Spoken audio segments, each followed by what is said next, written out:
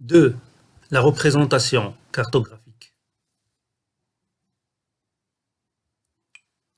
Les différents systèmes de projection cherchent à reproduire l'aspect de la Terre, ce qui n'est pas simple. Il s'agit de transcrire la surface d'une sphère sur une feuille de papier. Surface plane. Plus de 200 systèmes de projection ont été inventés, aucune n'est parfaite. Il faut admettre que toutes les cartes déforment la réalité et que le cartographe opère un choix en fonction de ce qu'il doit représenter. La projection horizontale permet d'obtenir de bonnes cartes des régions polaires. La projection cylindrique, carte de Mercator au XVIe siècle, donne une image exacte des régions équatoriales, mais déforme le reste du monde. La projection équivalente, carte de Peter, conserve les longueurs, mais déforme les angles. Les repères cartographiques traduisent la correspondance entre les points de l'espace réel et les points correspondants sur la carte. Le canevas des parallèles et des méridiens, l'expression mathématique de la latitude et de la longitude sont régis par des conventions internationales depuis 1911. Les repères cartographiques forment un quadrillage de lignes conventionnelles que nous retrouvons sur toutes les cartes.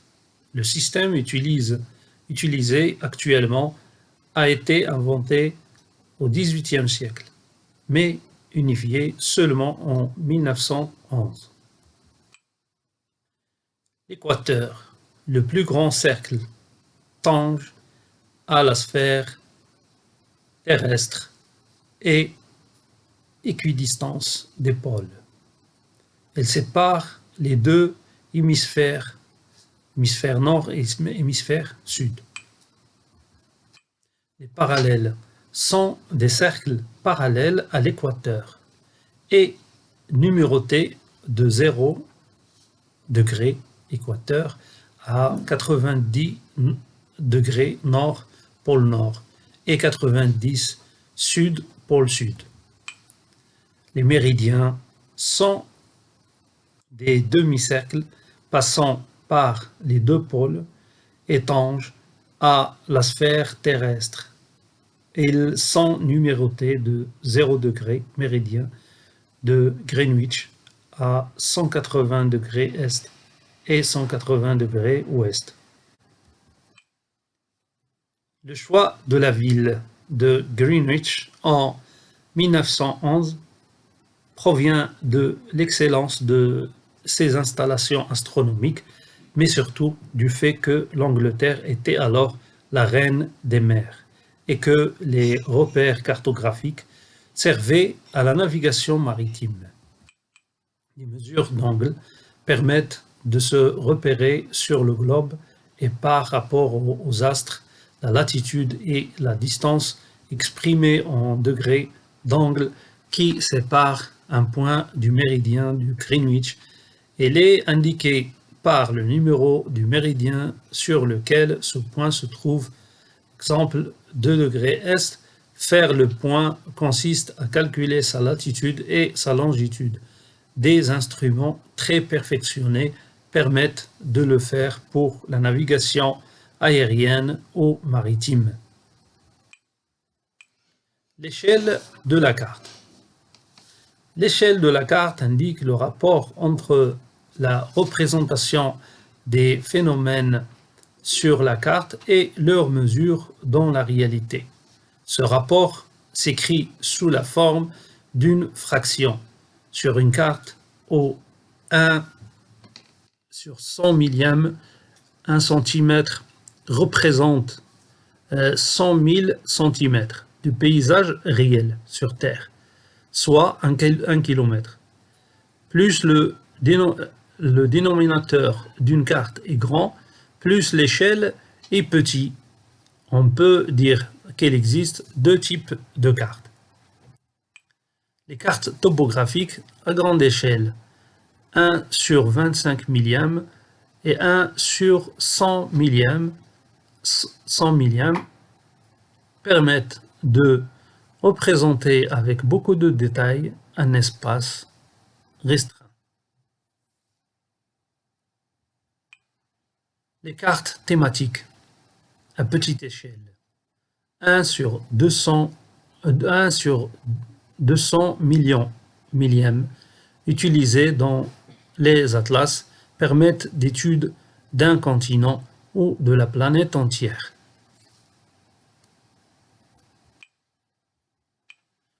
La légende de la carte. La lecture de la carte passe par un examen attentif de sa légende. La légende de la carte précise le code des signes utilisés par le cartographe. Une carte est illisible sans la légende qui indique les contours, les traits, côtes, rivières, frontières, routes.